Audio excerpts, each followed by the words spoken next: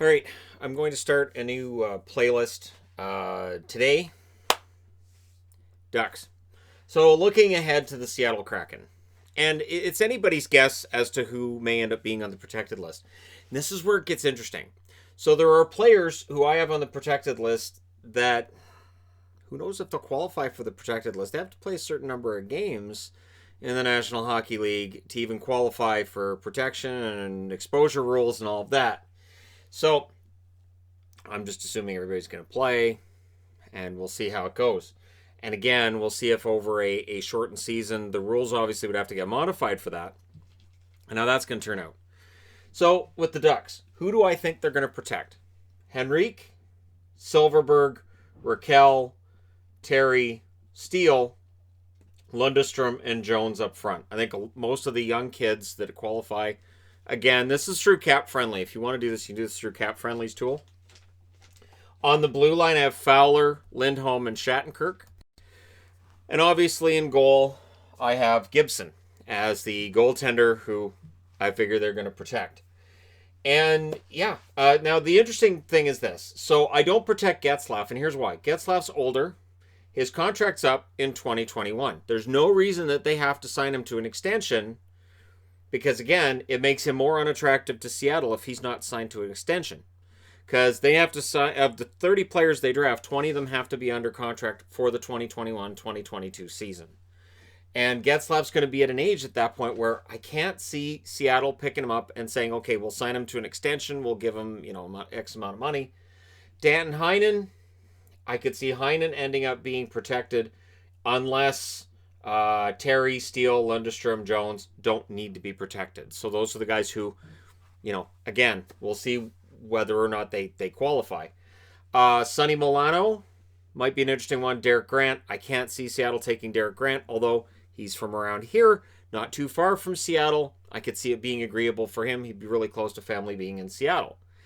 On the blue line, I could see Manson or Juice ending up being the player. Keep in mind, too, you only lose one player in the expansion draft. So while we're going to have a look at every team as I go through this list, and yes, it'll be alphabetical. Sorry, Winnipeg.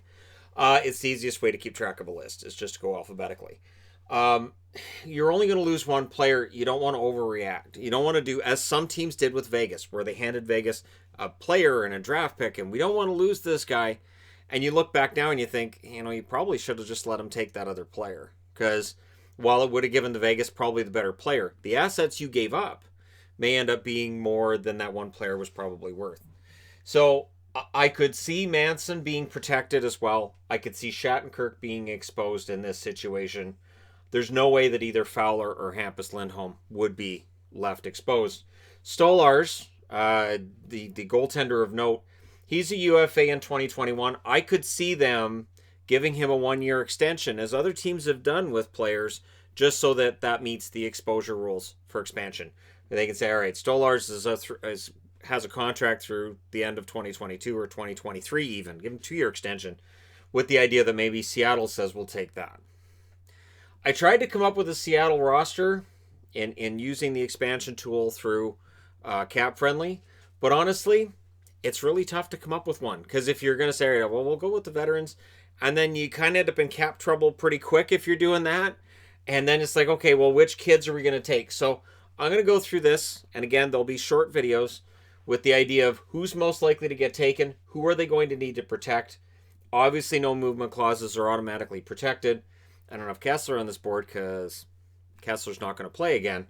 And so I'm going through and deciding who's the most likely. Personally, if I'm Seattle and all things are equal, I probably say Manson could work as a top 4 for us right out of the gate.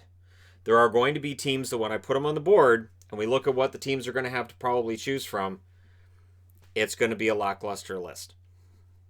I do think Seattle's going to have a really hard time coming out of this with a team that resembles what Vegas came out of it with. Because again, teams may not make some of the deals with Seattle that they made with Vegas. They may not be as willing. And of course, Vegas may very well go to other teams and say, hey, you don't want to lose Manson, right? We'll take Manson for you. And we'll give you this other player that you don't have to protect. Something along those lines. I'm just using that as an example. So there you go. I'd be interested to know who would you protect if you're Anaheim? I do encourage people to go to Cap Friendly, check out the Seattle expansion tool, and just do that. And they have the armchair GM thing on there as well, so you can go through and look what I did. I fixed the roster, that kind of thing. I know there's people that do that as well. And again, who do you think Seattle ends up taking from Anaheim? So yeah, we'll see how this does. Let me know your thoughts in the comment section below as always. Don't forget to hit like and subscribe if you're browsing your way through. You just happened upon this video. And hey, if I was Seattle, I'd probably draft Josh Manson. But we'll see. And I guarantee you that by doing it this way with one team at a time, the team that I have at the end of this is going to be worth probably at least $100 million under the cap. It's not going to work. But hey, that's what the fun is, right? I will talk to you guys again soon.